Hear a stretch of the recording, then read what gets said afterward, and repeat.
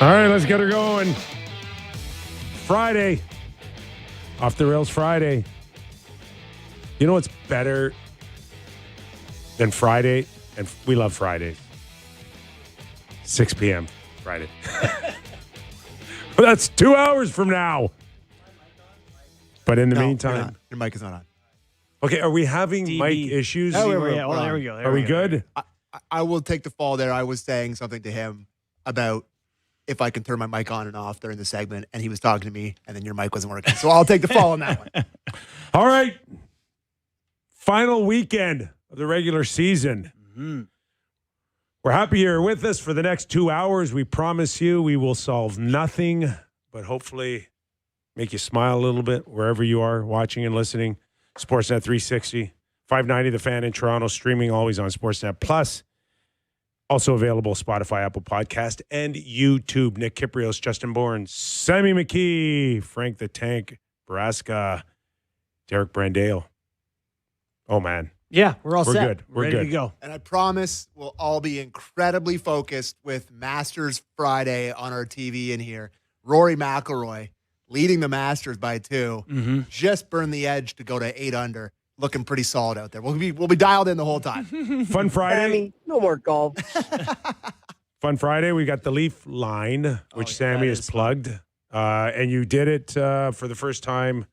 You actually gave listeners a 24 hours head notice. No, I think I've done that the last couple times. You have? Yeah. I've Okay. set I have a timer on my phone, so I've set it a couple And times. Sam said we have a good number. If you see on the back, that's a we lot have of names. 14 or 15 different people. That Everyone has a name today, too. Yeah. All People are getting the dialed in. memo. Yeah. Top of the hour, Doug MacLean for his regularly scheduled Friday, where he'll just absolutely put us all in the ditch at some point. In the meantime, Leafs do what they're supposed to do and lose, I guess, right? JB, this is something that you've been talking about since January. Yeah. But looks like the light switch kind of went off a little bit. It went off. That first period was, I don't even really know what to say. That was the 5th time that the Leafs have been outshot by 25 or more shots this year, which is an insane amount of games. To get outshot by 25 once in a season is insane. May I add to that? Yes. They're the only NHL team this season to be outshot by 20 in 2 separate periods this year. Also in the third period on November 9th against the Hurricanes. And that first period was it was what, 24-3 in shots or something? It was an absolute beatdown. Poor Artur Akhtyamov gets his NHL debut, and they just hung him out to dry. Double A, 39 saves in his first NHL start. And listen, we all can remember our first NHL game, and you're looking around and you're like, is this real, surreal? What am I absorbing? And I'm sure it was no different for him last night in the Island. It's just, there's only one chance to get your first game in. Yeah. And although he got shelled a little bit on the shot clock, as you guys just mentioned, had to have been a great feeling for him. Yeah, I guess. It's tough, right? Like the goals he gave up, in many cases, he made a save, and then they couldn't clear the rebound out. They couldn't clear bodies out. Like, I wonder if there's also some frustration. Like, okay, I get I'm not an NHL goalie yet, but a little help here. I got to tell you, I thought he looked fantastic. Okay. I was super impressed with him. What does fantastic mean? That you could definitely see signs of great potential, a good future, or someone that could actually play in the National Hockey League come September, October? I'm not Steve Valiquette. I'm no goalie expert. I just thought a kid that got zero support in front of him was I think Craig Berube said it yesterday. He looked agile. He was square to pucks. He was flying around in there. Yep. Good reflexes. Puck hit him a lot. I thought he looked good. I don't know. I'm not going to make a determination off his first NHL start saying he's going to be a full-time NHLer, but he looked good. I think that's the biggest conclusion, is you can't learn anything from that sort of performance in front of Okay, let's go to head coach Craig Berube on his thoughts on Double A. Good. Yeah, he was good. I mean, first period, he had a lot of action, We knew that coming into the first period, they're going to come hard, and they did. And I thought he really stood his ground and held us in there. I love that he's making it seem that a 23-4 or 24-3 shot clock is because the new coach bubble. It's like we knew they were going to really pour it on in the first, and that's the only reason we got outshot by 21. Yeah, and setting a franchise record. yeah, franchise record. They know. I mean, last night was the first game where I felt like everyone was okay. This thing is over. Like, even for full quit. Yeah, like their coach wants them to work and wants them to do the right things. It looked like the first game where they were like, we'll see you in the summer. If I'm here next year, we'll talk. Can I ask you a question, both of you guys? Yeah. What do you think Craig Berube said in the first intermission? Like, how can he go in there when everybody knows where they're at? Everybody knows what's going on this season. What did he say? Like, what could he say? Nothing? Yeah. Just don't even go in there? Maybe not. Honestly, I think he'd be a pro and just have that. I bet you his approach going into that period would have been no different than what he did in November, December, January. It would have been, guys, this is what we need to do. This is what I'd like to see. And break pucks out better, protect double A. Yeah, I bet you it was about protecting the goalie. That's what I would have anticipated, Sammy. Even though the writing may be on the wall, you got to be a pro. And Craig Berube has never not been a pro.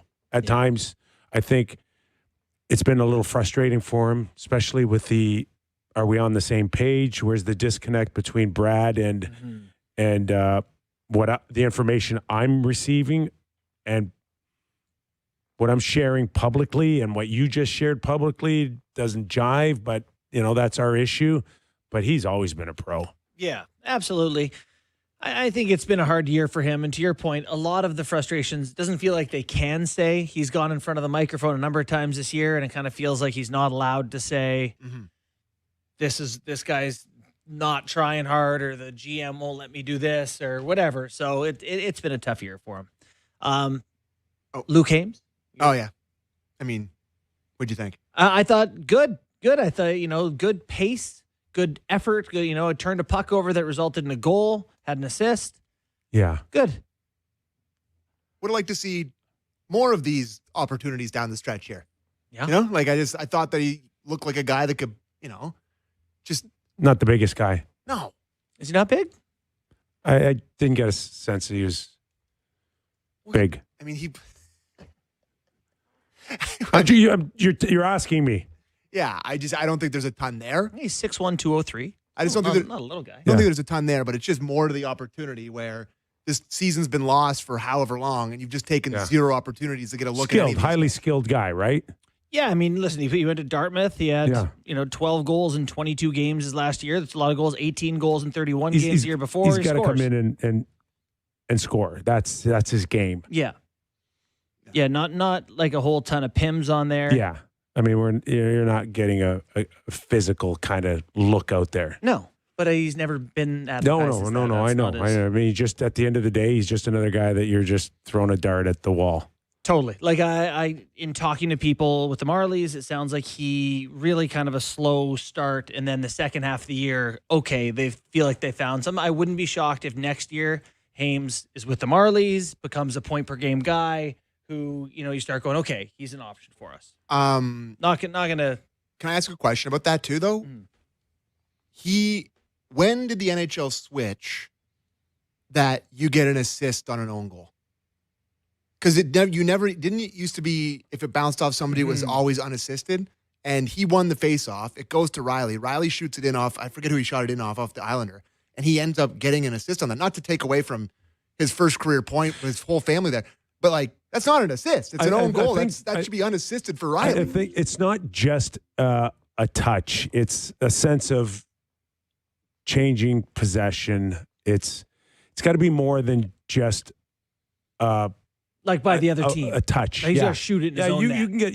You can still get an assist, and I think you still deserve assist if it skims off your shin pad. Yeah.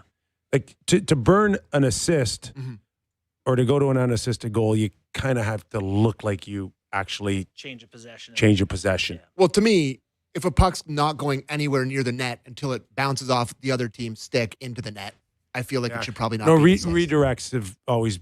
Always? They've always. Yeah, in my day. Really? Yeah, Okay. in my day. Anyways. If it was a redirect, you Sorry. still got credited for an assist. Take away. Yeah. It's okay. All right, moment Sam, you've is this the hill you want to die on? Take Sam, away Luke Sam. Hames' assist. I'm sorry, bud. Excellent question for your learn the game kind of segment of the program. Peter Puck is about to come across the screen It's of the okay, tutorial. Sam. What else you want to Sam. talk about? Well, we got lots of coach. We're going to talk to the coach. As I tell Not my literally. kids, there's no such thing as a stupid question. Well. Just stupid people asking good questions. Anyway. Let's go to the overview from This is a hilarious. Berube. overview. Clip 3, Craig Berube. You know, they came hard in the first and shot everything at the net. And we didn't recover pucks and make a play to get out of there, so we got hemmed in a little bit too much. But I thought we settled in, scored a PP goal, got us back in the game, and then we got in penalty trouble. Like, that's really the bottom line. I didn't like the 5-on-3 call at all. I think it's weak, and but that's the way it goes. And unfortunate bounce in that goal. And, you know, just overall, like, we had 60 shot attempts tonight or something, and 15 of them hit the net. So that's really a lot of the story for me. I love that he started out. They came out and they just shot a lot of pucks, and they're like, the fools, eh? We Hey, settled in. That's such a bad thing to come out and just get shots. I don't know. They were just kind of firing it. We settled right in. What kind of strategy is that? Double A Shooting- looked like Goldberg and Mighty Ducks taped to the posts. Coming out and shooting pucks right at us. Like, what were they thinking? I mean, this guy can't win right now, right? It's, you know, I got to say, last night Seattle wins. Big 2 points for the Seattle Kraken. Yeah, you know, you're just going to be crushed when they finish fifth and they move to sixth. You're Yeah. going to be crushed. No, I'm not, because I expect it to happen. It's more likely to happen than not happen. 60% chance if you finish fifth, you're going to get bumped out. But you can't stay there if you don't get there in the first place. So, it's no can we incentive to go not to root our for it. leaderboard or the standings and just take a look at Seattle's going to have to help the Leafs, right? Yeah, Seattle is 1 point back. Fortunately, Seattle does have the tiebreaker if they do tie the Leafs, and they have one more game to play. Calgary, Seattle has Calgary, LA, Vegas, and Colorado left. Calgary, all LA. Okay, they can beat Calgary. They can beat LA. Yeah. No, not LA. What if they beat LA and then the Leafs lose their second? You got him.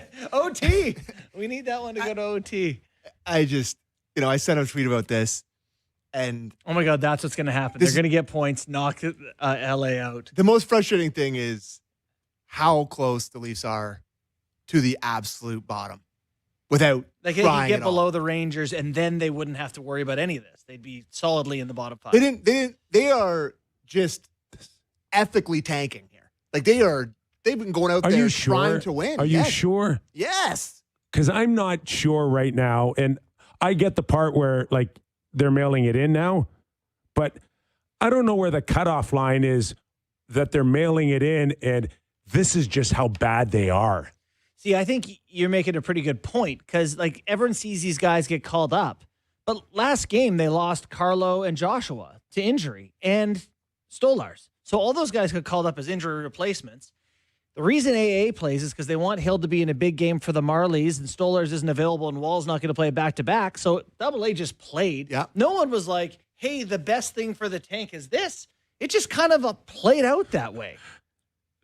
So, like, I don't know how much of this is on purpose. And to Kip's point, how much is them just being like, we're not very good, Not very good. Not very good. which is even more concerning if they're accidentally doing the losing. But Well, I mean, there's something to be said for just, like, I don't know. I haven't followed a team for 9 years here that has been this bad. Okay. Like, does it look like this with every other team that's at the bottom of the standings? Does every other team That's look a this really bad? good question. Because this is remarkably bad. And they're not. last night was I know of a team that, and it's been instructed to the bench bosses that, like, yeah, we need not to win. And you're saying that's happening here? No, I'm not. Oh, okay. I'm just saying that it's out there. Yeah. Okay. You've Right? heard of teams in the past where they've been trying to lose. Yeah, even this year. Really? Yeah. Yeah. Yeah, where it's been instructed, like, The Florida Panthers. just Excuse me. don't Yeah. That is awesome. do whatever you need to do, but just find a way to not win, Yeah. which is kind of sad in so many ways. But it's Yeah. the reality of how we've built this system to reward this behavior. For sure. You see, the NBA is really trying to find ways to curb it. And I think the NHL should, Mhm. especially with the betting world out there. There's a Right? reason. It's- So now that the Leafs are at the bottom, we got to find a way to fix this. Like, no, like it's just what happens. No, it's just the no. way But it the NBA is. is trying to fix it too.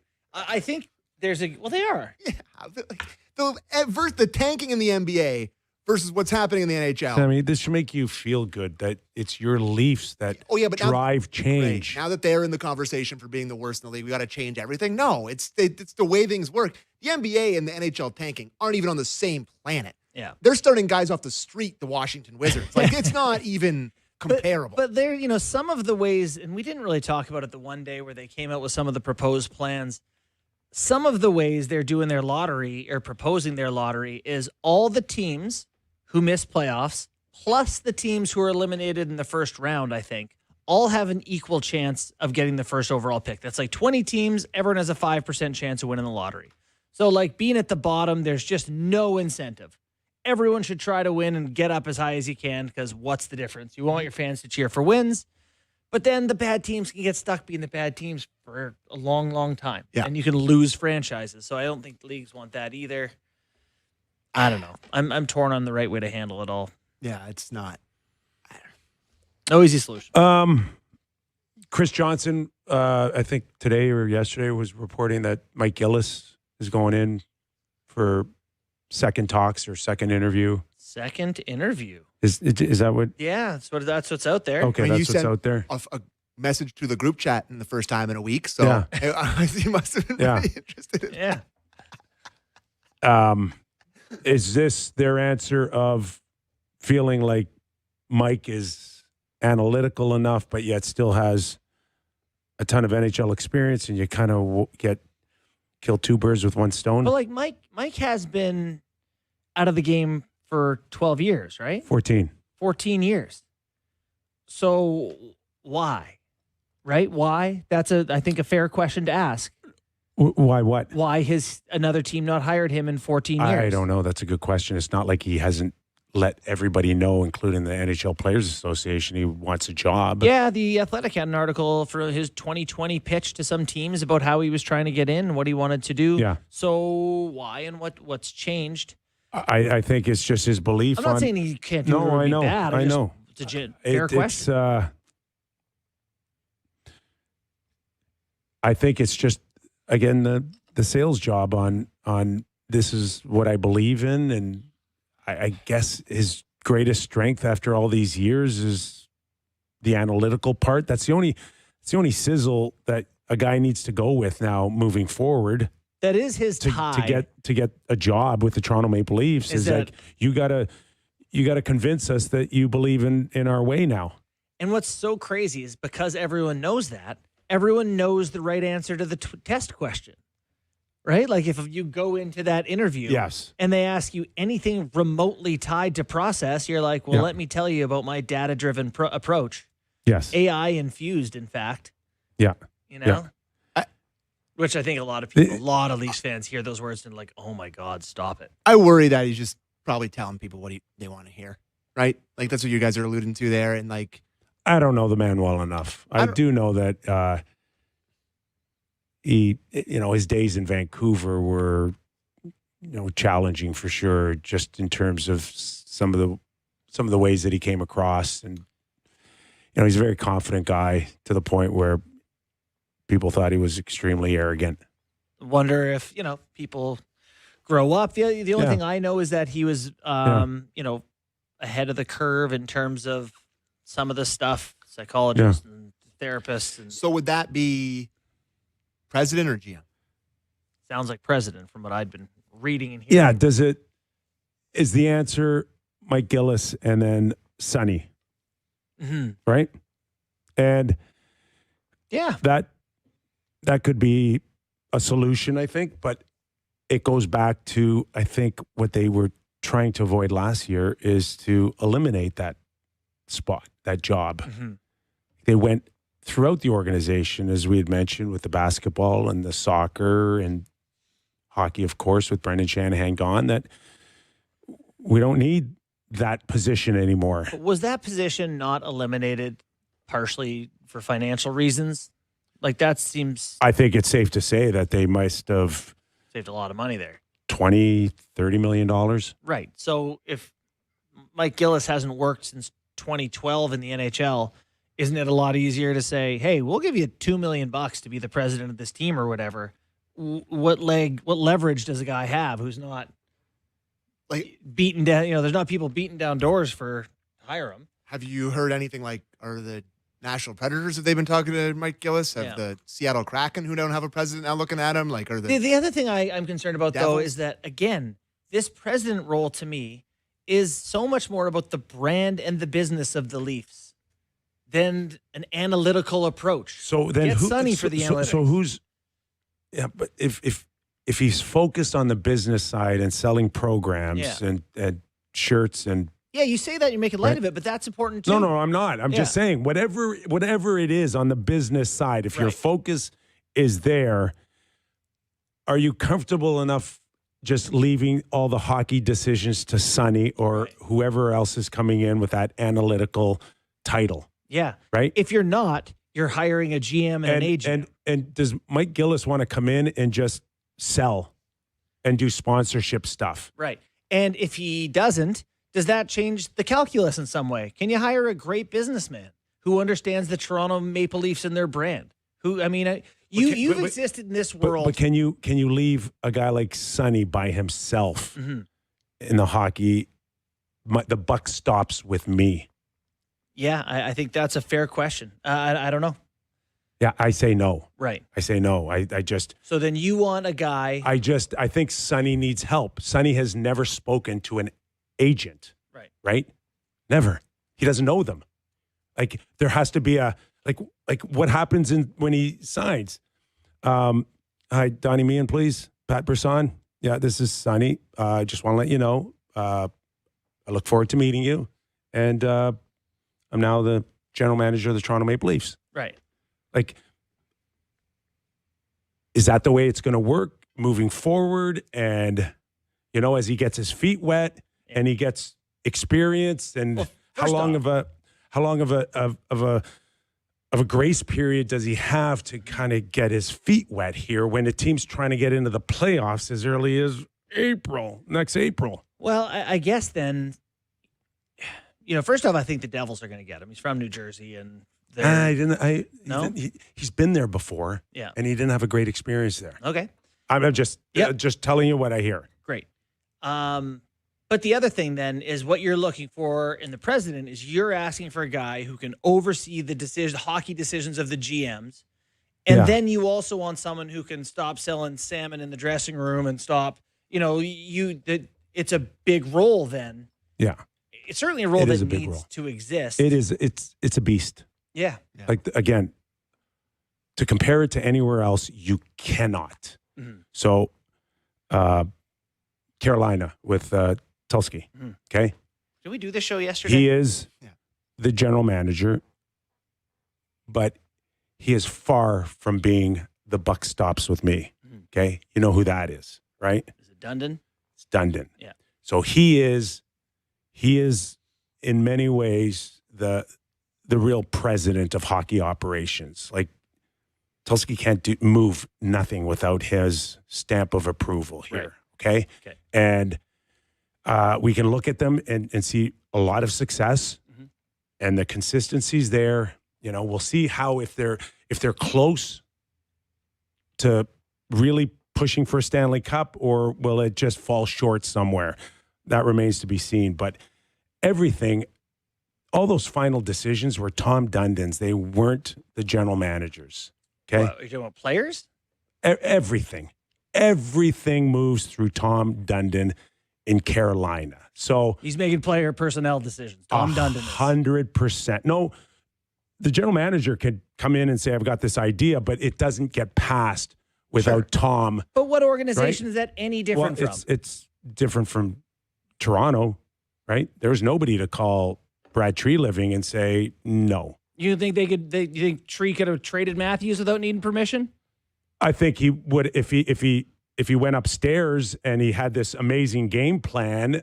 I think he'd need a stamp. He would from need his a stamp, boss, but he didn't need a stamp to give away a top 5 draft pick. Right. Okay. Fortunately, I don't think Tulski's pitching that. And Tom Dundon would. Yeah. Right. Yeah. And Tom Dundon would stop it. Yeah, so definitely, there's whether it's a hockey guy or there's somebody else, there needs to be somebody out there that needs to clear, just like Carolina. Right. I mean, Gensel is not a Carolina Hurricane today because Tom Dundon was the reason why, not the general manager, right?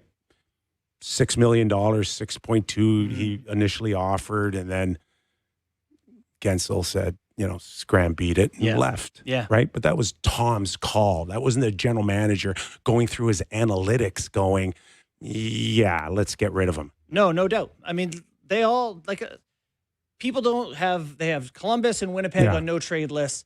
Carolina has some, financial. Everyone has different constraints they work with. Just to bring it full circle back to our Leaf Edition hour, is that if it's Sonny who's getting hired, does he need either a president, an owner, somebody to step in and say, you don't get to do anything until I green light it?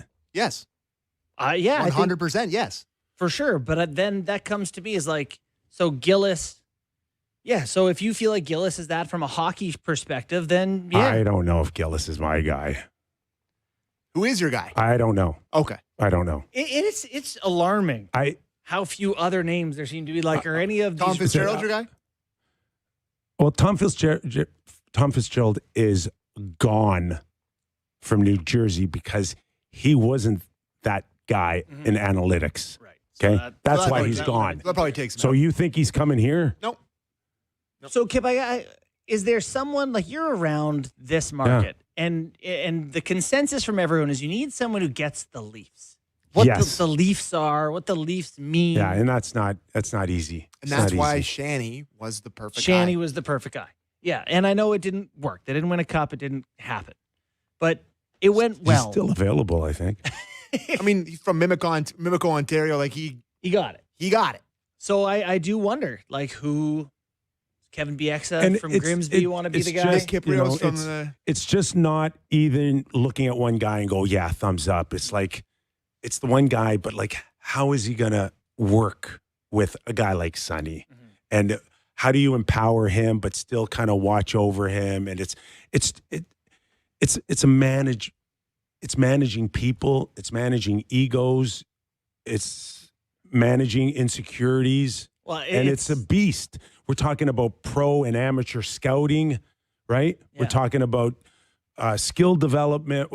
That guy has to come in here and convince everybody, I got the plan.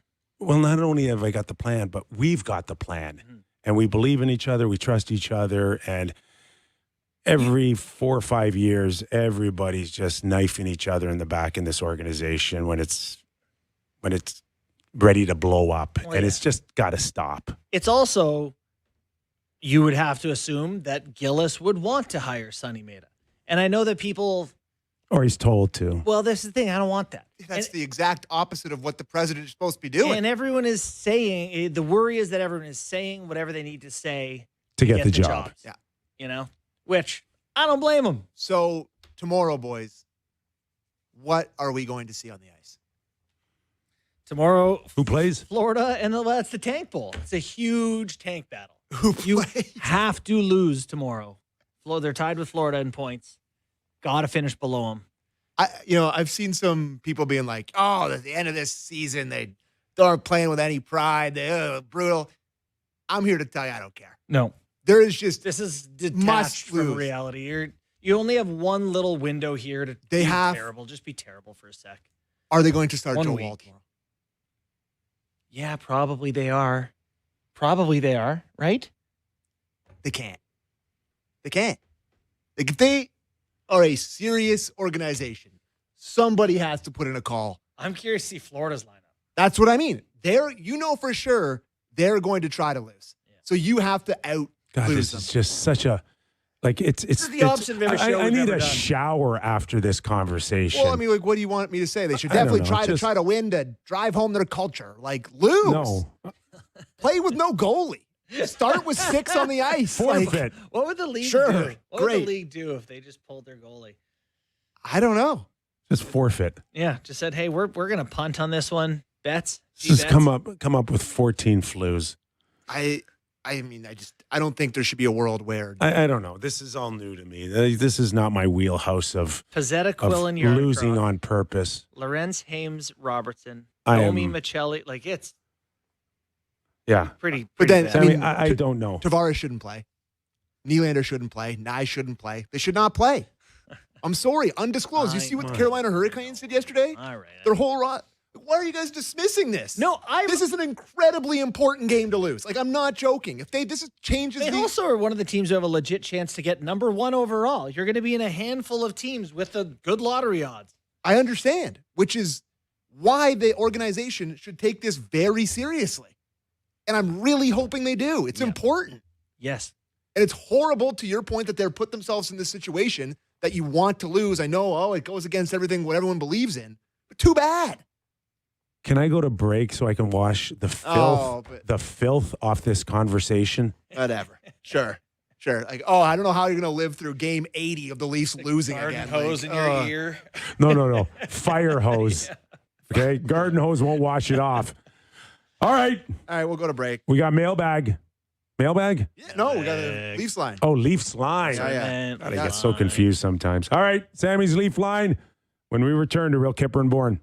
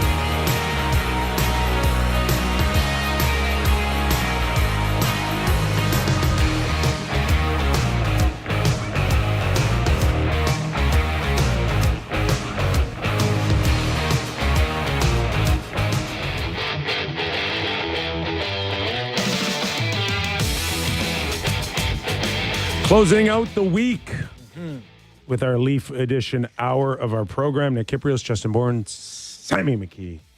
He's got a Leaf line like no other. Somebody tweeted me during the break, Lunchbox Life. Okay. They said, Sam, tomorrow should be the dirtiest game ever played in Toronto. Taking the most ridiculous penalties. Pounds of flesh for the last few years. Nye should fight Bennett. Domi should take double minors all night. Play shorthanded the entire game. That's the path. Double minors all game. Not the worst idea I've ever heard, I gotta tell Lunchbox you, Life. It's a perfectly valid idea in a situation where this team Had felt guys that they were going to be back and they were a unit listen. and they were. I'd rather them just be who they really are, because if I see a sign of them tomorrow night that is that type of behavior and they didn't bring it at all year, that would just infuriate me if I was a Leaf fan. That was a club in the bag you had? We didn't know Well, I mean, the Leafs accumulated points unnecessarily right after Matthews got his knee bonked, right? That weekend. Matthews knee bonk turned the Got them 6 points. the tank disaster. Got him 6 points. Anyways, Leaf line. I should start at the top. Let's go with Keith in Wellington, Ontario. I was just wondering if the Leafs cap space will be big enough to allow them to make a big splash in the free agent market on July 1st. Great show. Enjoy watching it every day. All the best. Thanks. Yes, they have a ton of cap space and will probably clear more up this offseason. However, there's no one to splash it on. Radish, Yep. Darren Radish. Tuck. Well, that's an interesting one. Do you think Tuck would come to Toronto being a Buffalo boy? If you offered him 10 sheets a year? 12. Oh, I am just telling you. 12? I'm just telling you. You got to outbid. 12? You got to outbid. Is he That's 30 what already? July 1st does. Forces you to outbid. But, Tuck, Radish. listen, Radish Lee. is not an analytic darling either. No. Okay? So You think Who- Tampa would be who- willing to? whoever you bring in will look at his production and go, whoa. So we're like that's he's like that- his shooting that's- percentage is insane. He's not going to score 20 goals. He's not. Very few D in the NHL are 20-goal guys. The year before, when people didn't know who this guy was, his points per 60 were in line with like Quinn Hughes at 5-on-5. Quinn Hughes, some of the other best D. Like he showed signs that he could be good the year before. So regardless, it's not terrible. regardless of what his analytical numbers are, does Justin Bourne sign him in the summer? Oh, absolutely. Yeah. No doubt about it. I mean, not regardless if he was a joke. Like What is their Okay, number that they but, have? like, The cap you- space. so Do you know? I can't figure it out on Puckpedia. I'm sorry. yes. so what do you mean by if he's a joke? Off ice, if you hear stuff? No, I mean, like, if I looked at his numbers and his expected goals against or something were the worst in the NHL, and he, like I haven't looked at his analytical profile, but there's a level where you'd go, okay, what's going on here? But they need someone who could shoot, who's a right shot, who can put up a little offense, move the puck. He does those things. Give me a number for him, like as you've watched him now. Well, his Leafs are going to sign him, so $15 million a year probably. You got We'll to give him project. $7 million. 6 years times $7 million. Here's your $42 million. I'm going to need way more. 6 times $7 million. Sure. Not a chance. Because you're I'm moving signing out. that to him. Because you're moving Morgan's money. Yeah, Uh, I'm not giving him that. No. How old is he? 30? Yeah, 30. Not okay. 30, Mhm. and he's done it once in his career, and I'm going to give him $42 million. He's D, not a chance. He's D. Bobby McMahon. Is exactly who he is. Not a snowball's chance. A 30-year-old who's done it for 1 year. There's my analytics. You want my analytics? 1 year at 30 years of age. What did he do the year before? Did he have 20 goals? He didn't have, no, but who did? 2 guys in the league? What are his numbers the last 5 years? He's had 40 points the year before, and he Yeah. had 33 the year before in the NHL. So, And before then? well, he's in the minors, Kip. You know Okay. that. All right. So 2 average years and 1 blow-up year.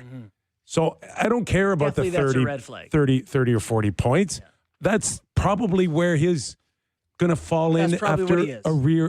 a career year. That's probably what he Yeah, is. you don't pay $7 million for that. What a career year. In a new salary cap era, I think you do. He also is one of the few guys in the NHL who heats it up over 90 more than any other D. Like Okay. one or two other D. How about someone who just heats it up for us? Listen, I love that someone got in your ear and was like, his analytics are bad, and that's our Kipper's rat. going for the job now. Listen, all you got to On do the free agent market? all you got to do is talk to Tampa. You talk to a few other teams, Yeah. and they know this already. Yeah. Okay, Listen, they know it No already. one thinks he's a 20-goal, 70-point Yeah. D for the next 6 But years. nobody thinks he's a $7 million player either. What do you think he's going to be? He's going to get Five if he wants to stay in Tampa. If he wants to stay in Tampa, which means you're going to have to give him 7 to come to Toronto. Yeah, I know. It's that much of a difference for sure for Toronto to bump up the non-state tax. I'd love to get him for 6, sure, but Not a competitive advantage, though. All right, let's go to Curtis from Guelph. My Leafs journey. Oh, this is the poem. I was born into the world, watching the 93 collapse, missed the golden years of Sittler, Keon, and Silaps. I grew up just like Sam, JB, and Nick. The stick in my hand was an optimist stick. On the frozen ponds, I pretend I was Cujo, as my friends were Bearson and Thomas, not Brandon Carlo. I ripped up my Elferton card, as Joe Bowen exclaimed, when Tucker's shoulder was hurt, as Ottawa had clearly aimed. I'd watch Sundin snipe a backhand, Caberlet sift a pass, McCabe clap some bombs, Domi pull fans over the glass. Then I got to college. I'd listened on a clock radio, and the only anticipation was a Fraser McLaren KO. And then came the tank and a team of young guns to bring us back a cup and many playoff runs. We won't choke in the bubble. We'll finally beat the Bruins. A 3-1 series lead is safe. No chance to ruin. But now I'm in my 30s, my Kuhlman's rookie goals, watching it fade away like Game 7, Joseph Wool. What do we do next? Tank again or retool? It's a fine line from having hope or being made a fool. Don't let Andropov be the best years or the Shanna plan, because you know I'll be dedicated because I'm a Leafs fan. Wow. Very, very well thought out. Well done, I feel Curtis like and that's Guelph. the third or fourth time we've had like poetry written There's for music? the show, and Like, it's listen. shocking. Yeah, man. People are creative. Let's go down the list a little, Derek. Let's go to Ron in Elgin County. Just wondering what you, Kyper and Bourne, think of a guy under 6 foot scoring 50 goals. You guys must just hate that. You guys just hate small guys. What are your thoughts? Cole Caulfield, 50 goals, under 6 foot. Let's hear it. Under 6 foot. He's well under 6 foot. Yeah. You know what's really funny? Do we hate small guys? Kip hates small guys. No, I don't hate small guys. His favorite player ever is Mitch Marner. I hate a small team. I hate a team that plays small. Okay? Caulfield's special. He's a special goal scorer. Yeah. All day long. He could play anywhere, anytime. Not to be Johnny Leaf fan again here, but I feel like I'm really over the top today. But, I do find it funny, the consternation and the celebration of 50 goals when 2 years ago every Habs fan was like, oh, it's just a regular season thing. Who cares? Who cares? And they're all like, oh, the greatest call of all time. A Montreal Canadian scoring 50 goals. Like, I thought you were the most cup teams ever. Like, that's what you're getting excited about now? They killed us. Really like, wow, you got 60. We're really excited about that. Stupid. It's true. Now they're celebrating like they won the cup because he got 50 goals. Still a special number. Sure. Yeah. is. If we sat here this year, though, and Caulfield was on the Leafs, you'd be like, you know why he has no empty net goals? Because he can't defend. They don't put him out there at the end of the games because he's not well-rounded. Is this a guy you can win with? Can you win with a guy who's one-way guy Correct. who only shoots it? How many assists does Caulfield have? Correct. Let's figure it out. He is definitely a Cy Young guy. He's definitely a Cy Young. He's not running anybody over in the playoffs. No. Nor does he need to. That's my only Montreal thing. Is like Hudson's their best guy, not huge. Yeah. Caulfield, Demidov. Oh, They're- 50 they're- goals. they're- Oh. They're only going to get better, boys. I know. Okay? That's the scary part, is whatever you think you see, it's only going to get better. my last thing, I just thought they had a little higher standards in Montreal than to have that big of a celebration over 50 Hey, games. look where they've come from the last few years. I thought they were the most historic franchise in the history of the league. Like, it's 50 goals. Whoop-de-doo. Sorry. Sammy, we're cheering for Montreal and Ottawa in a week. Yeah, I'll see you there. Johnny and Aurora. Let's go to Johnny and Aurora. I'm really stumped when I hear a couple of you guys and a lot of others say the Leafs should retool. Personally, I think the Leafs need 2 first-line wingers, a second-line center, enough defensive pieces that Chris Tanev can play 15 minutes or less. Let's face it, he's had 2 horrific injuries. We need him to make it to the playoffs. And above all else, we need a starting goalie, a real starter. It's been like 5 years of trying tandems or goalies who are not starters. The Leafs need this makeup of players to not just make the playoffs, but to be competitive, and not some first round 6-game layup team. So my question to you guys is, what do you think their retool looks like? What do the Leafs need to make the playoffs and be first round favorites in the playoffs? Thanks again. Big fan of the show. Can't wait to hear what you guys say. They need to take a risk on Dougie Hamilton. Oh, yeah? Oh, God. They need to take a risk on a bounce back. That's an analytics move. Yeah, it's an analytic move. Sonny Maeda would love that move. Stick a Band-Aid, Well, please. that's the only guy out there that's like a true... D. Stolarz?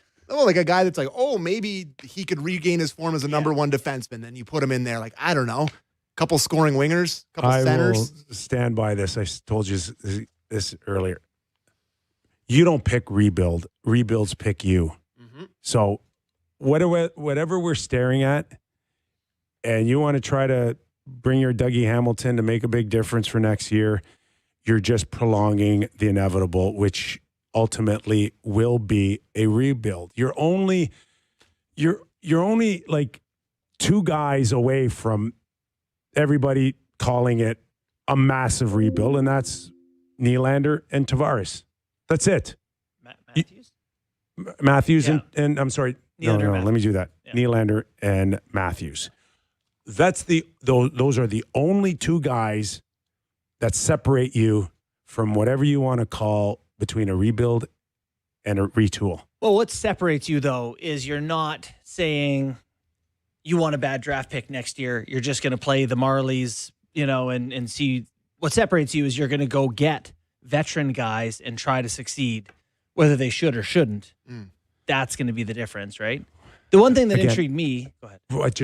If you decide to move one of them, Matthews or Willie, then you have the option of thinking that you can go and get between 20 and 23 years old, or do you want to match it and go $8-10 million player for $8 or $10 million player, and just swing the pendulum to the next few years instead of like maybe a 3 or 4 year? You try to turn this thing around in 2 or maybe even 1, depending on what return you can get. Yeah. And I don't know when I threw this out to you, but Matthews to LA. Okay. And you're never going to replace that talent, and you're never going to replace a potential 50 or 60 goal scorer. But can I turn that into a 25 or 30 goal scorer with Byfield? Can I turn it into a 40-point guy or 50-point guy in Brent Clark? Can I get some toughness with Mathot? Mathot. Is that Malott? Malott with the MMA brother. Yeah. Okay. Can I get a first and a second out of it too? Can I turn it into 4 or 5 pieces like that? And now you are, I don't know, destined for 13th. I don't know what you're Mill. destined for, but like in 2 or 3 years, though, I got significant pieces that I can work with now. Yeah. So, or do you want to just keep trying to analytic your way around the edges with 3rd and 4th line guys? Are you looking just for suggested trading for some? right? Like to me, this is like how you end up being the Wild or of the past 20 years or something, where you go, yeah, we got a bunch of 40 or 50 point guys for, you just spend the rest of your time looking for superstars and going, oh, we have one. We'll give them $17 million to stay because you're so desperate for superstars. They're so hard to get. Let's sneak one more in here. Let's go to Okay. Ryan. Let's go to Ryan in Newmarket. Ryan in Newmarket. Oh, maybe not. What do you got for us, Sammy? I just want to thank you all for making this season as bearable as possible. Greatest show coast to coast in all of Leafland, and we appreciate it. Wow. Sammy, double duty all year with Leaf Talk. Just, I don't know how you did it. You had to watch every second of every game. I noticed even Bunkus is pretending to have the flu for the last few games here and getting out of it. Bourne, I love you to death, but clearly you checked out a while ago. You're just worried about making sure the house is all jiffied up for Airbnb season. And, of course, Kyper. Oh, my God, Kyper, being the voice of reason. I appreciate it, buddy. Has anyone ever called him that? All season, you just had to sit there and listen to, I think we're one coach and one winger away from winning a Stanley Cup next year. So I don't know how you put up with it, buddy. So I just appreciate it, boys. Thank you all so much. All right. So long, farewell. It was a crappy season. All right, you'll be back in September. Was fired for a very good reason. Goodbye. Goodbye. Wow. Goodbye. Oh, he's still going. Yeah, that's a good drop. We right got there. some doozies today. Yeah, we do. All right, We that's do. it. I think we gotta go.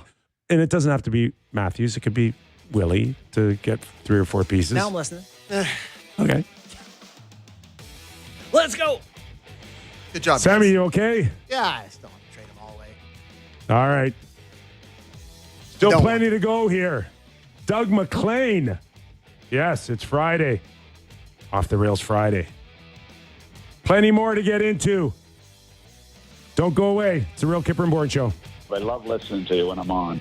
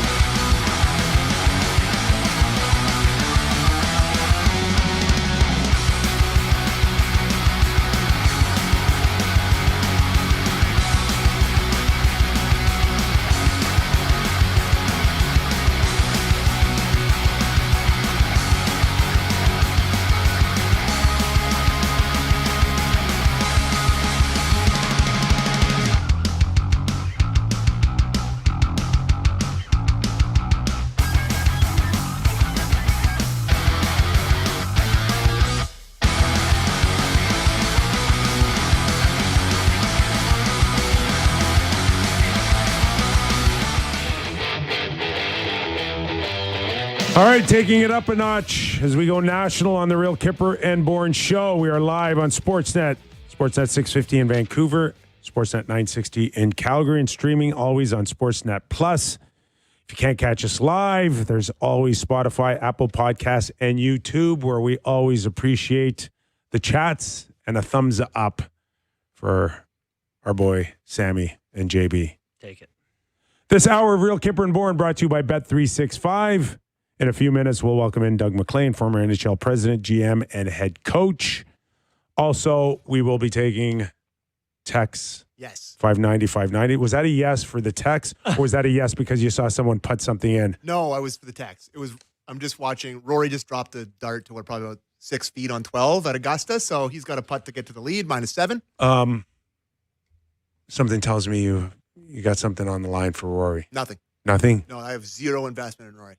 I got more investment in Patrick Reed than Reed. Yeah. What was your gut instinct on Reed? He's been playing well. He won a couple. Sometimes the darkness wins. He won a couple times in DP World Tour this year. He's played well at Augusta in the past. He's coming in hot, so put a couple shekels on him, and he's got a good start. So we'll see how the weekend looks, but it's trending towards an incredible weekend at Augusta.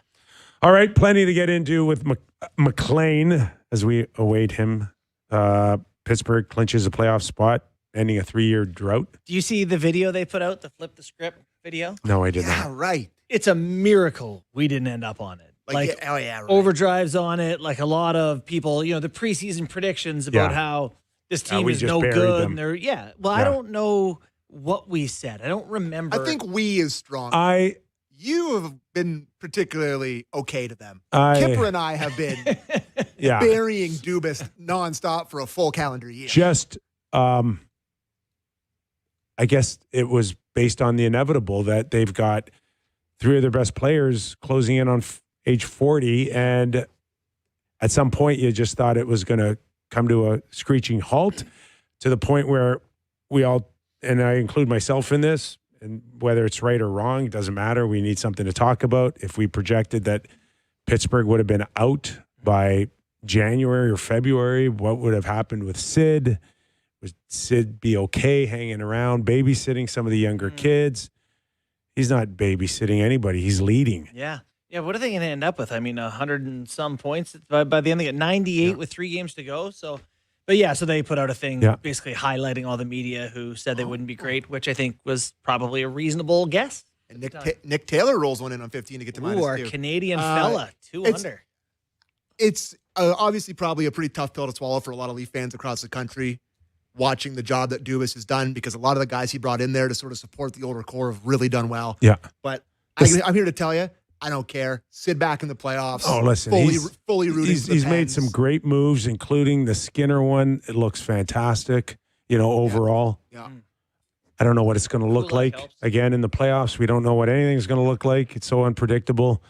But full marks to the Pittsburgh Penguins and Kyle Dubas. Honestly, and we have had the conversation. I don't know if Doug's there. I'll get to this quickly. But how many times do we say on the show, they're never going to be back in the playoffs with Sid? Like, we said that multiple times, and now he's back in there, so great stuff.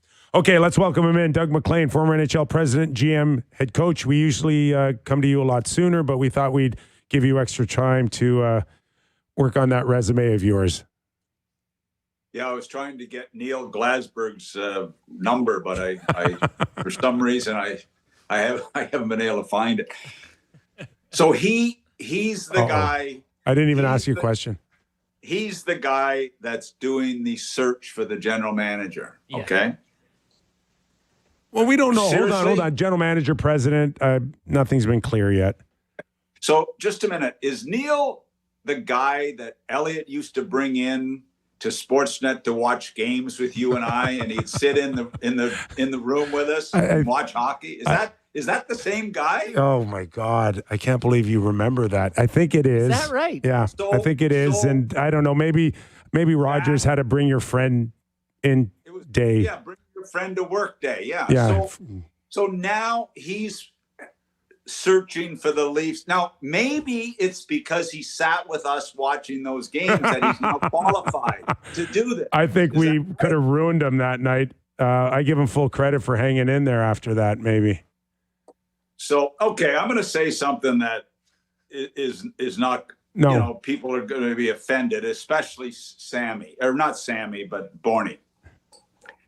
I look and I say, okay, Tampa Bay, Vegas, Florida, and Colorado, the last 5 Stanley Cup winners, right? And I dare say none of them were built solely on analytics. Yeah, but nobody claims that was the case, Mac. And I know right? I know for a fact they weren't. Okay, now we're going to hire a general manager.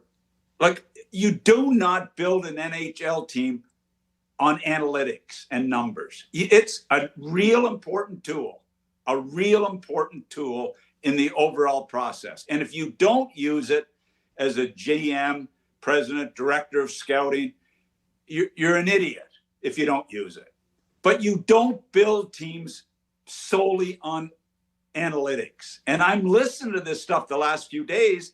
The Florida Panthers were built on analytics. Like, Kachuk trade was analytics, was it? Bennett trade was analytics, was it? Forsling wasn't Zito his agent when he was in Chicago, or his company was? I mean, Bobrovsky, was he brought in due to analytics? Jones, was he brought? Come on, what is going on when I'm listening to this craziness? I'm telling you, it's a real important tool. Everybody should be using it. It's an important part of the scouting process, but it's not the whole process. It's a great tool. But to say you're going to focus on data and it's going to be a driving part of your organization, be careful what you wish for. I look at the best franchises in the NHL: Colorado, Dallas, Mini, Montreal, Vegas, Panthers, Anaheim, Bruins. Strong management teams. That's what they have. Every one of those teams I just listed. Strong management teams that incorporate all aspects of building a team. Go ahead. Did I interrupt you, Bourne? No. I was just going to say, like, it feels like you're arguing against nobody. Like, no, I'm thinking that I listened the other day about the Florida Panthers, that Sonny Bono or Sonny Meta is the guy that brought all these players in. Like, who's believing that? Seriously. I mean, I'm like, the NFL hire up and coming management people, and they get jobs and they move up because they've done a great job in assistant roles. They've worked with organizations. They've learned their craft. They've learned how to become a general manager. And we're doing what? I mean, okay. Some of the names I'm hearing is it's unbelievable. But anyway, so that's just my opinion. The three of us up here have never held the title of a president or general manager. We assume that a lot of the attention that the analytic guys are getting, led by Sonny right now, who seems to be a favorite for maybe even New Jersey and Toronto, we know where their strengths are. So to go to another level like general manager, what are outside of maybe having a program that can tell you who's probably projected to be a good player to trade for? What else where are the pitfalls as a general manager to take that guy now and move him to the general manager? What is missing? What could be a scenario that he's looking at, Mac, where he's just can be lost maybe in certain areas? Well, number one, you've got a staff of approximately 75 plus people to manage. You've got a scouting staff to manage, both pro and amateur. You've got a coaching staff to manage. That is a challenging part of the job. You've got contracts that you don't have to negotiate, but you certainly have to be involved heavily in it. You've got a salary cap you have to manage, that you have people that do it, but you have to be involved in it. There's trades. There's free agent signings. There's running a minor league operation, a minor league franchise, your minor league team, your minor league coaching staff. Like, the job is unbelievably comprehensive. And I look at guys that have never done it, that if he's great at analytics, that's great. That is part of the group. That's an important part of the group. Now, maybe he's a terrific manager of people. I certainly haven't heard. I hope that they really what are the Florida Panthers? Are they devastated that they're losing this guy? I'm not hearing that. So I think there better be a lot of thought go into this hire if he's the leading candidate. And I don't know the guy, and he might be a brilliant guy, but this is the Toronto Maple Leafs. And when I'm telling you, let's think about this: Colorado, Dallas, Tampa Bay, Minnesota, Montreal, Vegas, Bruins, Panthers, Anaheim, Sharks, even the Sharks. Unbelievably strong management teams.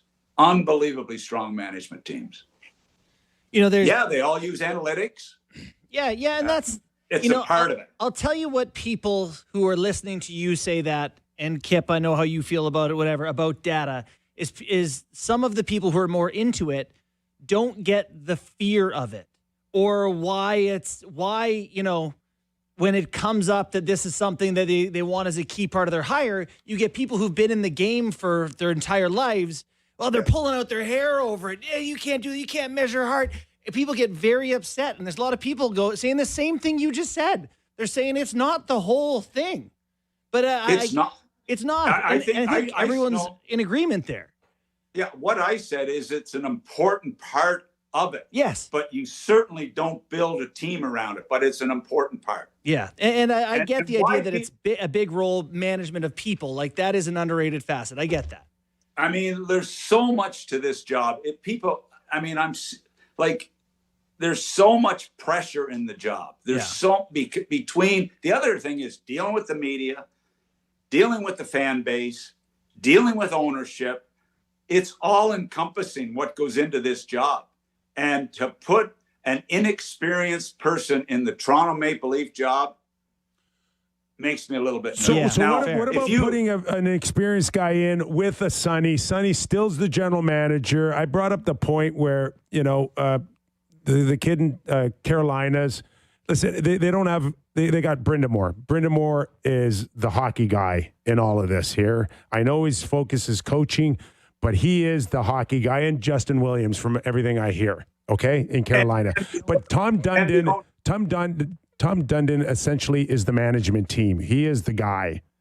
And whatever you think of Tom Dundon, it still seems to be working, at least for the regular season for them. What about Toronto? What about an experienced NHL guy or someone else to at least alleviate some of those Justin pressure Williams? points?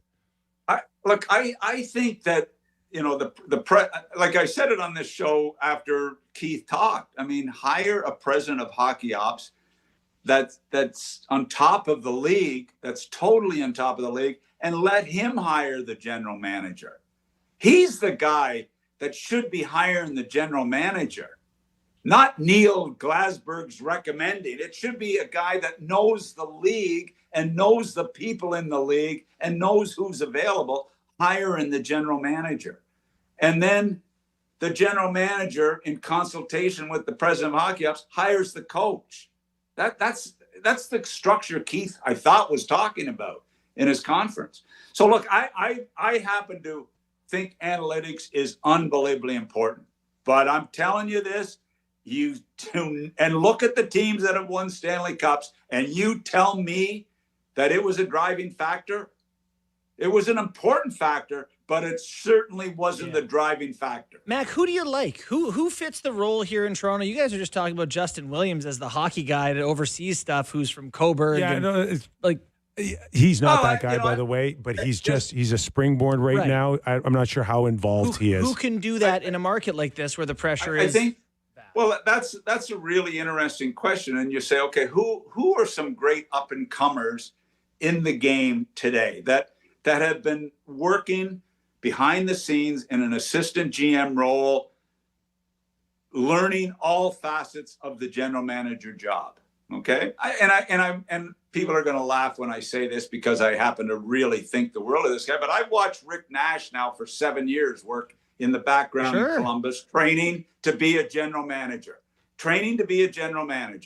Toronto guy, great player, great person, comes from Toronto. Mike Stapleton just got a big promotion in Anaheim with Pat Verbeek. Solid secondary guy. Yep. Gregory Campbell with the Florida Panthers. One of the reasons I hear they want to upgrade Gregory Campbell in Florida, and they wouldn't be that disappointed to see somebody go, and Gregory could be upgraded because they think a lot of him. Ryan Johnson in Vancouver. I've heard nothing but great things. I know Ryan. I had him as a player in Florida. Quality person, quality family. But I guess there's so many good young guys out there. Mike Greer got the job in San Jose and's done a marvelous job there. Mm-hmm. You know, with coming from, where was he? New Jersey before that, in training. I don't understand why I'm anxious to see if some of these names come to the forefront. See, and that's just, you know, the one thing that I did hear is the only reason why Marchand ended up in Florida was because of Gregory Campbell and their connection to Boston. How did Tkachuk end up there? Did the analytics people have to tell you to get? No, Tkachuk picked Florida. That's how it happened. Yeah, okay? Right. That's how it happened. But that's the relationship and the trust part is for Marchand, who we never thought in a million years would want to go to Florida. And a million more years, we never thought he'd resign there. Mm-hmm. Right. And I mean, that's based on history, relationships, trust. You know how quick teams can go really south? Like, I'm watching the Vancouver Canucks 3 or 4 years ago, okay, in the bubble. And I'm sitting there saying, this is a team that's going to do some amazing damage over the next number of years. I'm watching Quinn Hughes, and you're watching Pettersson, and you're watching Bo Horvat be a real leader, and you're watching Demko becoming a top goaltender. And all of a sudden, it's you know, they've lost their whole solid core. That Miller was there. They've lost their whole solid core. And now them and the Leafs are sort of heading in a similar direction. No. Hold on for a second. I like Vancouver a lot better than the Leafs situation right now, just based on the draft capital that they have. That's and the fact that they may hang their hat on a first pick overall. That thing can change quickly over there. That can change quickly, except you lost the best young defenseman in the game. I get it. I understand draft capital, but draft capital is important, but you don't want to get draft capital by losing the best young defenseman in the game. Draft capital doesn't compare to Quinn Hughes, Nick. I'm sorry. But it gives you a better chance to try to fill the gaps, Mac. It gives you a chance to rebuild, but the Leafs aren't interested in rebuilding. They're going to retool. And they went south when they lost their goalie too, like a few other teams. Like Winnipeg's season was lost because of Hellebuck. Yeah, and they're still in it somehow. So look, I think this is a huge job, the Toronto job. This is a huge job, and look, I don't wish Sonny, if he comes in, that's great. He gets the job, he deserves it, whatever. But this is a big, big job, and unless you get an unbelievably experienced president of hockey ops, be careful what you wish for. Mac, don't you feel like whoever comes in has to under-promise a little bit? I feel like, you know, that first press conference you give to sort of state direction as whoever it is that takes over here, the under-promise kind of helps with your tenure a little bit, doesn't it? I remember Brian Burke coming in talking about how they wanted to be and truculence and promising and whatever. And even Tree, I think, had a lot of confidence initially. Like, if I was taking this job right now, I'd be like, look, we're going to try here, but we may need some time to figure this out. The whole there will be pain thing from Babcock was the best thing he ever said. But, you know, I agree with you on that, but it doesn't last for me, because eventually it all comes back to wins and losses. Yeah. And it comes back to the media and the fan base. And I mean, look, the toughest part of the GM job is dealing with the owner, dealing with the media, and dealing with the fan base and trying to appease them. And I'll tell you what, the pressure, and also people have no idea what the pressure is like when you have to make the call. When you have to be on the phone and you're saying, yes, I will trade Nylander. I will trade Morgan Riley. The pressure of making that call is over the top. And that's what goes with the GM's job. And nobody knows what it's like till you've sat in the chair and had to pull the trigger. Mm-hmm. And I'm telling you, it's a high when you do it, but it is one pressure-packed situation. That used to be. And not everybody is equipped for it. Mac, that used to be Ron Francis in Seattle, and he's out now. Is that someone that should get in the mix with all the rest of the names? I mean, look, I've always been a Ronnie Francis fan. I've used to talk to him a lot when we were at Sportsnet, and he's a good person. I knew him a little bit because of Greg Millen, and he were great friends. He's a good man.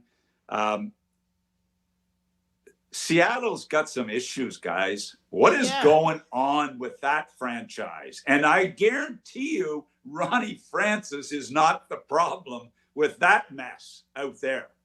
And somebody better grab onto that one really quick because it's going south in a hurry. Yeah, they got 3 years in a row at around 80 points. I'm frustrated because this is a very negative show here, and I really want it to be positive for Sammy. Okay. Say Sammy, and I'm excited because we used to help Neil understand the game, Glasberg, when he'd come in to work with him and Elliott, and now we're all negative here, and I want it to be. Who do you like in the East? Who's going to get into the playoffs, Mac? Who's your favorite team of the mediocre teams? Well, it's going to be. I mean, the island. It's going to be the Islanders or Columbus. Because they are sitting pretty. Because both them and Philly, Columbus, and the island. One of the three are going to get the third spot. Columbus, didn't they get buried? Yeah, but they got 3 games left. And look at the Montreal, Boston, Washington. Look who Philly have to play. Philly go into Vancouver or go into Winnipeg. Then they got Carolina, and who else? They Montreal. Got 3 games. Montreal. Yeah. Columbus go into Montreal. Then they come home. They got Boston and Washington, and Boston's in, so they're going to rest. Philly or Carolina goes into Philly. Now, do they dress part of a team? That's what you worry about in these last 3 games. That somebody may win because who they're playing is going to rest a lot of players.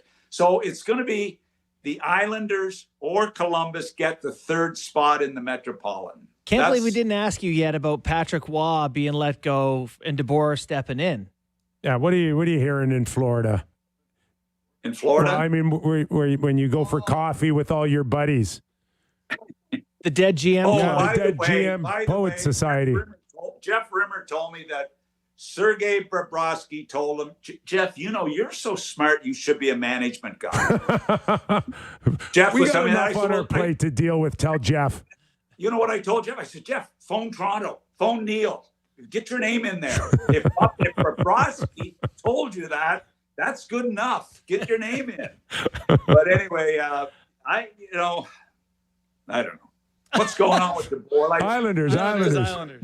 Trust me on this. This trend we watched with Cassidy and Patrick Waugh is going to be a new trend in the NHL, and it'll hit next year down the stretch with teams fighting for their playoff lives, and there's going to be more coaches fired at this time of year.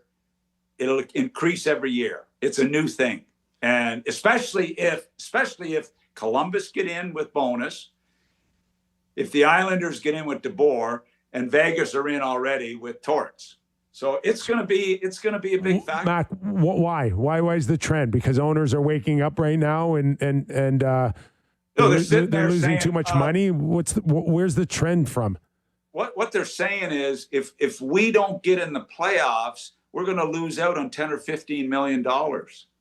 That's what they're thinking. And, the frustration mounts. And, I've watched the Islanders. I mean, the games they lost at home. Every time I watch the Islanders, they're down 3-0 halfway through the first period in a game that was a must win.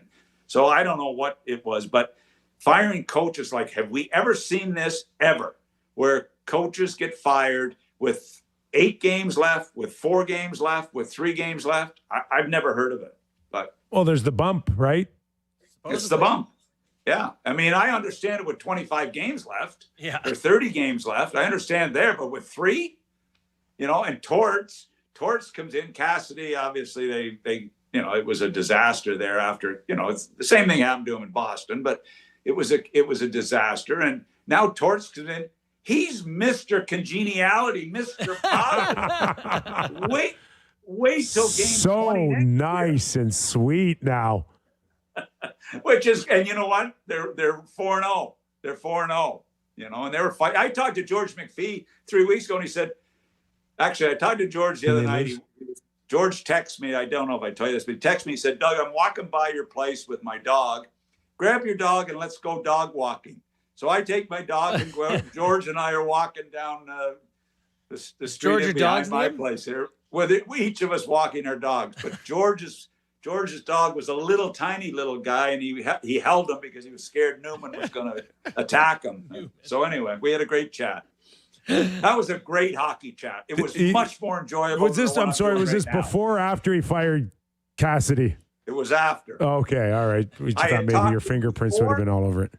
I talked to him before, a month ago or so, and he was concerned about the playoffs. And then I talked to him after, and we had a great conversation. So anyway. Last one for me. Edmonton Oilers, I feel like they're just going to do the same thing they've done the last couple of years. Worried about them all year long. All of a sudden, they're good. Their division's not that great. Like, doesn't it feel like they're just bound for the conference final again? I think, again, we still have the goaltending worry. I think Paul Coffey going back is a stabilizing factor for them. He's a good hockey man. He's done a great job anytime he's come in as a pinch hitter. I think they're going to be tough. I think they will be a tough out. If their goaltending holds up, I think they'll be tough. I think without Florida at the end, if they get through the first couple rounds, they'll get better each round. One last one. Ovechkin, you got a gut feel on if this guy plans on playing next year, or are we going to see him done after this weekend? Listening to him the other day, it was interesting. I mean, the admiration you have for this guy. I remember sitting at the draft table in Carolina when he went first overall, and this guy has not disappointed hardly. I mean, he had his struggles winning the first championship, and him and Sid were battling. But look, he's been special. And watching him, listening to him the other night, health, 41, young family. I sense he may not come back. It was just the vibe I got when he was talking about 41 and health.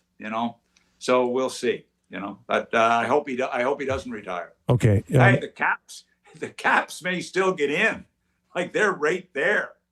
Are they? Yeah, they could get to 95. It's not. They can get to 95. So wow. I wouldn't count them out right now either. I wouldn't. All right. Listen. In the meantime, sharpen up your analytics a little bit. You know what? You're young still. I've actually tried to study it. I really have tried to study it, and so I can talk to Bourne. That's because if I ever meet Bourne in person, I know that's what he's going to want to talk about: expected goals and all this bullshit. And I want to be alert to it. Mac, we're playing golf this summer, Mac. Yeah, we are. I'm a fan of it. We're doing it, buddy. The Walmart that they could build between your drives and Justin's drives, it's off the charts. No. But anyway, my handicap's 13, by the way. This guy's 13. coming down. 13. From the senior tees. All right, buddy. Thanks for doing this, Mac. Thanks for having me on, guys. Thanks, Mac. Appreciate it. Doug MacLean, everybody. Get Rick Nash's name out there, eh? All right. That's an idea. That's an idea. Appealing name to me. Right? The guy who's been doing management stuff for some years. He knows Toronto. Did he say 7? Yeah, he's been doing it. He's been with Canada. Yeah. I'm into it. I can hear Rick Nash. Rick Nash, 2 guys that the Leafs should have signed as players, now going to be part of the management team, Chris Pronger and Rick Nash, 2 guys that the Leaf fans all clamored over for their entire careers, and now they're going to work in the front office. Get them on the ice. Game time. Rory with another birdie to get to 8. Oh, after man. Fleetwood eagled. He's dialed. This leaderboard, boys, It is. It is. I need Justin Rose up there. Jam-packed. Like, I hope there's no plans for the weekend for you two.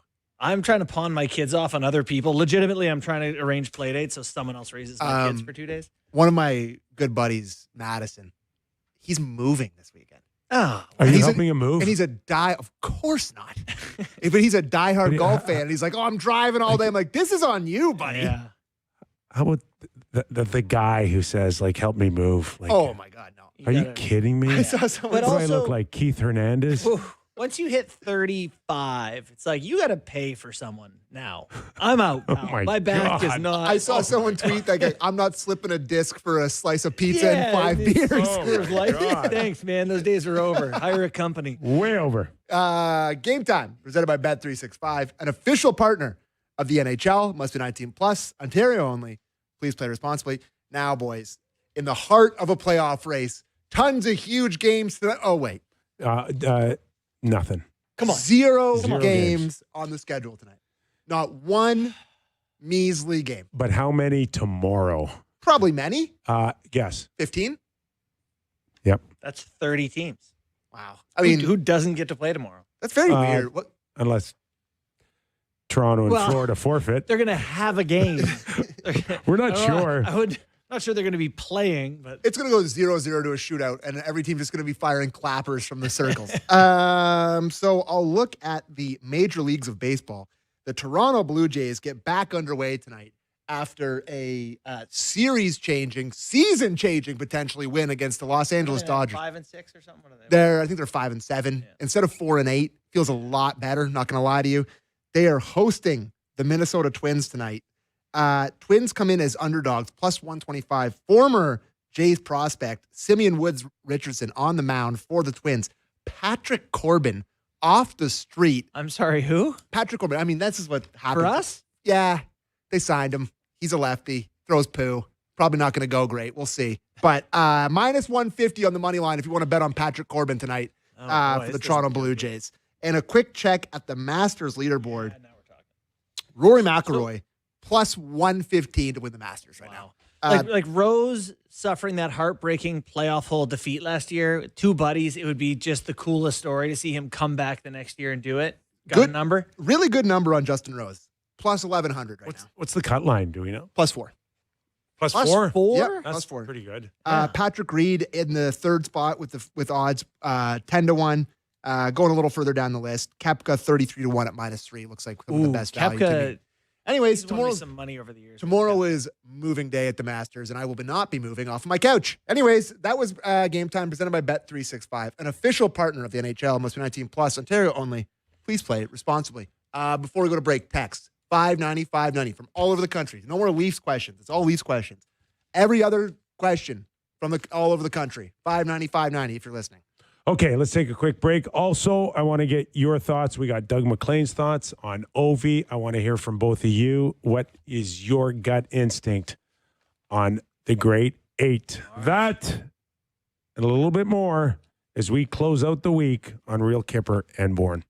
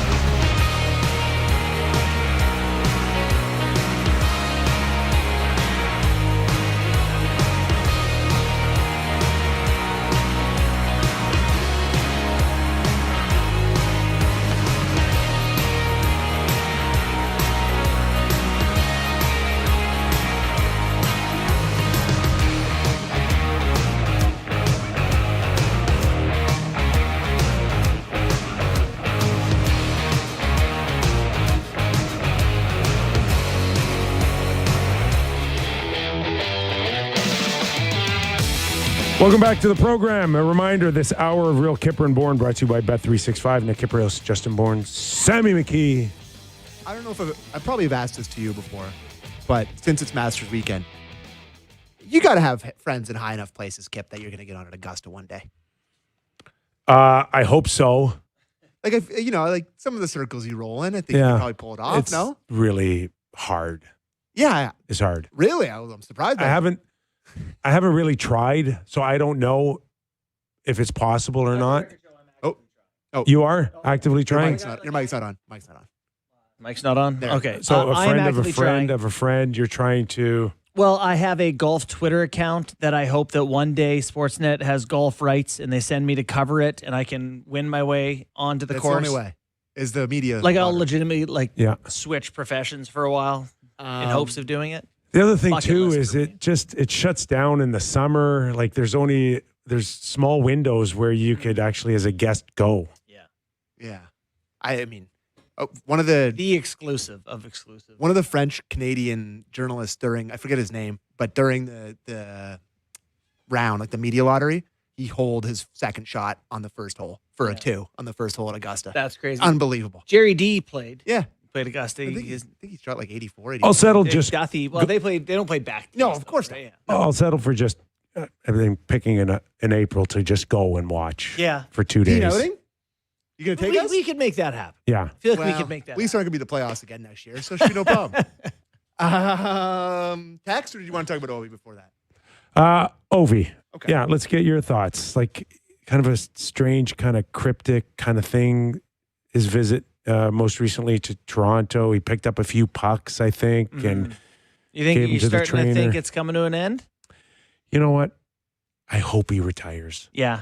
I don't want to see him just grind out next year. No.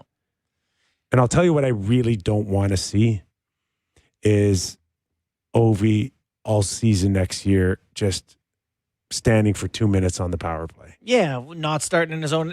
At some point, you're not an active hockey player. You're a field goal kicker. You're a specialist. You're just, I don't know. I don't want to see it either, but I think he'll be back because I think when he doesn't, we're going to be all over. He doesn't have more goals than Gretzky. It'll, and the other thing too is then how do you not announce it like Kopitar? How do you avoid having people go, should we go shake his hand after the game? I don't know. I don't know. Yeah. I don't know. Do you think people know right now that it? No, what I'm saying is if next year you almost have to announce a Kopitar all season long, he's going to retire and teams feel obligated to give him a gift. And I don't know. No disrespect to Anze Kopitar, who's had a fabulous career, but like he's not Ovi. No. Ovi is one of the most goals in the history of the league in the regular season. Not total, but in the regular season. I don't think we're comparing that. No, it would be on steroids. It would be 10 times what the Kopitar one. That's right. But they may want that. The ownership probably would love that. Oh, the ownership would love it. No. The owner is different because it's like a son to him. Yeah, but the team doesn't want it, clearly. Team doesn't want it. The coaches are quietly going, please retire. Please. And, okay, he's a 30-goal scorer. Everybody's going, yeah, he's a 30-goal scorer. You can find a 30-goal scorer if you pay him $9 million. Yeah. That could be younger and more upside. Well, and also, if you put someone in his same usage situation, they're going to score too. Pick someone who's a good player and say, we're going to give you 2 minutes on every power play. All you have to do is hit one-timers. You'll never start in the D zone. A lot of guys look pretty good in the opportunity. Yeah, I don't know. Anyway. You don't think everyone's like, oh, he wouldn't want the tour. He wouldn't want the I think he's going to shut it down. But like, why would people think that? I don't, yeah. Has there ever been more attention-seeking player? Like, the way he's played, his skates, his helmet, the hot know. Stick sellies. I don't have a feel. I don't have a feel for it. I don't know. Fascinating. Let's go to text. Okay. Hey, how about Shabbat coming back, by the way? Broken arm and then just 2 weeks. That's pretty sweet. This is from Kim in Edmonton. This is a pretty sweet text. Hi, guys. Love the show. Thanks. What was the moment or event that made you love hockey?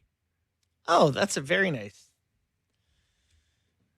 Yeah, it's really hard, right? I was born, my dad played in the NHL. Like, Yeah. I have memories being in the locker room as a kid in the NHL. Yeah. So I just kind of what I knew. Kipper? When did I get there for myself? I don't know. I got invited to my next door neighbor's house league game at George Bell Arena in the meat packing district. George Bell, that's my neck of the woods. Yep. Yeah. And I'm like, oh my God, I got to try this. Yeah. Joe Grech was my neighbor. You remember the time that you were like, all right, I'm going to get into I hockey. remember pressing my face against the glass. Yeah. It's awesome. Yeah. It's awesome. All right. That's a nice sweet text, right? Very sweet, Sammy. Who says we're not sweet? Kipper, what was it like to play for Mike Keenan? Tell us a funny or crazy Keenan story. Crazy Keenan story is we practiced at a facility called Right Playland, and the only way he could get to his office is to cut right through the middle of our dressing room, right? So we'd have team stretch, and he'd cut right through the middle. And, you know, he had his designer jeans on, his crisp white shirt, and he always had a scarf wrapped around his neck. Is that right? Yeah. Yeah. So, like the idiot that I am now, I decide one morning I'm going to grab a red practice sock, wrap it around my neck exactly the way he wears his red scarf, and I'm going to follow right behind him. Okay. Yeah. And then halfway through, he stops and turns around, and I'm busted. And? And, you know, the boys got the best. The boys got the best chuckle, they've ever had all season long, and I'm a healthy scratch the next 4 games. 4. Oh yeah. Health bomb 4 in a row. Oh yeah. That's unreal. That's a good story. That's great. This is from Bill in Norfolk County. Which 3 Canadian teams have the best chances of winning the Stanley Cup within the next 5 years? 3 teams in the next 5 years. Montreal, 1A. I still say Ottawa. Edmonton 1. Edmonton. 1. Yeah. I think that's it, because they could win this year And- coming out of the West. Yeah. and the East is I don't know. way better. I don't All right, have I'm it. going to say Edmonton, Montreal, Ottawa. No, I'll say Toronto? no. I'll say Ottawa, Montreal, Edmonton. Ottawa 1. Yes. Have you checked Lena Solmark's I know. playoff stats I know. lately? You know what though? This isn't this year, Okay. and they could get rid of him by next year Okay. Very and much replace so. him. Yeah, And they've got a fantastic team. they do. Hey guys, Foster from Victoria here. Love the show. Thanks. If the Canucks get McKenna in the draft, what's the next few years look like? Give me some hope as a Canucks fan of over 25 years. Well, I guess you're coming off that big trade, the Quinn Hughes trade, where you kind of hope that one of the guys, Rossi, Ogren, that those guys find it, right? They become players. McKenna, does he help next year? Probably not No. a ton. No. It's But- pretty lean. Like, you need Booyam to figure it out. You're gonna Yeah, it's going to be a while, guys. I think you got to flip a couple of the other guys, too. It's going to be a while. Like, but- are you going to hang out at Pedersen and DeBrusque? They're not going to be a part of the long-term solution there, are they? Besser's had a really bad year. A lot of guys. Yeah, they still may have to get rid of a few here. They The just question is, how couldn't. do you They tried to get rid of Besser's contract. They couldn't do it. They tried to get rid of Kane. No one would take him. You Listen, need that next star. That's McKenna, they just hopefully. it starts with a healthy Demko. That's just you need goaltending here. Look at all the teams that suffered goaltending issues. It's crazy just looking at like bad teams and how long it takes to get better. Like Chicago, when are they going to get better? I look at the. But they got a free pass too, eh? What's the deal? I don't That's know. a huge market. I don't They're think anybody. terrible. I just think people stopped caring. Well, it's almost like, they're rebuilding, but it's like, okay, well, can we show some signs of coming back? Like San Jose has already bottomed out and bounced back in this time. They got all Chicago the has- time they need. Chicago has the worst underlying expected goals for and against in the league. They're worse Awful. than Vancouver. They're atrocious. Yeah. So I'm not even seeing flashes of here they come. No. It's time. Yeah, they get a free pass though. At least it doesn't appear like anybody ever expects anything I from would them. like to so see they just them- leave them alone. This summer, Trade for they're Willie going to Nylander. draft very high again. Sure. Yeah. They're going to draft very high. So let's say they add, who's the other kid? Not McKenna, but the other top, The Stenberg. Stenberg, right. So they get someone like that. And then, a couple of these kids are coming along, need to start to contribute. They trade for a Nylander, they trade for whoever you think it is. And then you kind of wake up and they're like Anaheim. Well, you right? got to get back 3 or 4 pieces for Anaheim now, and they're. But you got to get there before you can get there. Like, this is a ladder, and they're still on the bottom rung. Also in a way tougher division than Anaheim. Hopefully they're timing it right, though. 3 best teams in the league. We'll let those other teams spend all their ammo and then start your climb. How about this one, boys? If you weren't working in sports broadcasting, what profession would you like to do? Astronaut.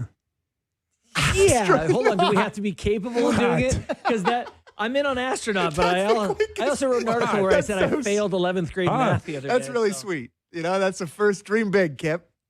Yeah. I'm in. I'm an astronaut with you, pal. We'll do a podcast from space. I was going to say. But I'm driving. I was going to say continue my pizza delivery career. But how fast is that rocket coming back home 8 now? kilometers per second. They must be. Are they back? Oh, if they're going at that speed, they must be 8 close. kilometers per second. Stop it. Yes. What is that, like 40,000 miles? I have no idea, but An hour? Colonel Chris Hadfield said it yesterday, so it's gospel. That's all Oh, my God. What does your face feel like? I don't know. Hot, probably. Yeah, coming into a heat shield, or using that heat shield here. Sammy, close your ears. If Montreal were to win the East, which team would you want them to play in the Stanley Cup final, Heidi in Toronto? Sam would like to invite Colorado so they get smoked. Give me Edmonton. Yeah. Be fabulous to have an all-Canadian final. Yeah, that would be really cool. God, Sportsnet could use one. In the last year, the original deal, we're like, can we please get? Not out of the question, by Not out of the question. Not out of the question. I I published one just a few minutes ago. Tiers. The likelihood of winning the cup. All the playoff teams in tiers. And I got Montreal pretty high up there. Can we just avoid like 2 markets? I don't want to embarrass anybody, but like, can we avoid those markets that just, ugh. You don't want. I'm not even naming them. But you know. Dallas, Carolina final? Whoever's watching and listening, you know. Dallas, Carolina. Is that the league's worst? I know Dallas is a big market, though. Is there a worse Western one? Wild, Carolina? Probably. No, Minnesota's hockey state. We're good. Okay. We're good there. The Utes? I guess Anaheim, Carolina is probably Nightmareville for the NHL. It's Nightmareville for everybody. Sorry. This is from a desperate Wing fan in Ottawa. Will Steve Yzerman be fired soon? Maybe bumped up. I just don't know what to do with this thing. I'm getting so mad at this idea that you could fail your way to the presidency of an organization. Like, what is that? It's a thing. It's a new thing where it's like, we don't want to embarrass this guy, so we're going to pay him millions. It's the Peter principle in business. Everyone gets promoted up to a level where they're incompetent. If analytics can be a thing now, so can that. I guess. Their deadline, they traded a first to get Justin Falk, right? That was what happened. He's got 5 points in 14 games for them, -3. Yep. I mean, if they miss out on the playoffs, that pick could be pretty high. Yeah. Right? That's not going to look good. That's not Carlo, but pretty bad. Yeah, not that's it for text. All right. Big game tomorrow night in Toronto. Biggest game of the night. Sorry, the rest of Canada. I know you're trying to make a playoffs, Ottawa, but all eyes on Hockey Night in Canada. The must-lose game. For a pick. Yeah. I'm awfully stoked tomorrow night. That's enough to make everybody watch. Hey, Sammy. Well, it's a big one. Way to tee it up. Way to tee it up, Sammy. Yeah, it's a big one. I'm curious, how are they going to handle that? Covering it. It's like it's going to be a tough one. Speaking of which, on the Montreal Canadiens, how about that brand new white jersey? Suzuki captain. Yeah, I mean, our thanks to the Montreal Canadiens who sent it. Really? Yeah, big fans of the show. Oh, thanks to the Canadiens. That's great. Wow. So I'm just wondering if they're such big fans of the show, if they're listening, when they're going to schedule their parade for Cole Caulfield scoring 50 goals. Is that tomorrow after the game, or is that on Sunday? When's that parade? I just got a text, send the jersey back because of Sammy. Remarkable achievement. That is just a storied franchise has to celebrate 50 goals. What an incredible achievement. That jersey right there may be getting my Selke vote this year. I mean, I love Nick Suzuki. I've said it before. Owns that attack legend. Love him. But over the top. All right. You didn't like the goal call? The goal call was great. Oh my God! I mean, anything. I forget French goal call. Dude. It's amazing. Sounds great. Good job this week, guys. Thanks, man. From an astronaut to Doug MacLean. Like, what kind of week have we had? We are all over the map. Right? But we got time to regroup this weekend. All right. Thanks for watching. Thanks for listening. If you get a chance, give us a rating and review. Love to hear from you. Thumbs up on YouTube. Have a great weekend as we close out the National Hockey League. Or enjoy the Masters.